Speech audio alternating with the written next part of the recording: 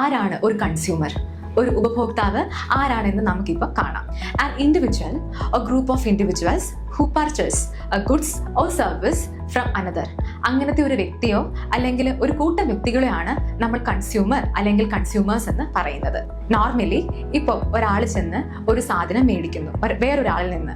ആ മേടിക്കുന്ന സാധനമോ അല്ലെങ്കിൽ വേറെ ഏതെങ്കിലും ഒരു സേവനമോ ഒരാളിൽ നിന്ന് നമ്മൾ ലഭിക്കുന്നു.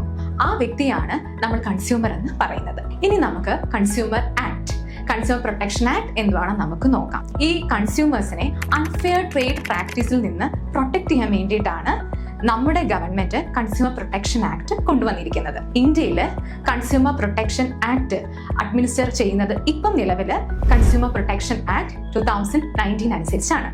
ഇതിനു മുന്നേ വരെ കൺസ്യൂമർ പ്രൊട്ടക്ഷൻ ആക്ട് 1986 അനുസരിച്ചാണ് നമ്മുടെ ഇന്ത്യയിൽ ഈ പറയുന്ന കൺസ്യൂമർ ലോ ഒക്കെ അഡ്മിനിസ്റ്റർ ചെയ്യുന്നത്.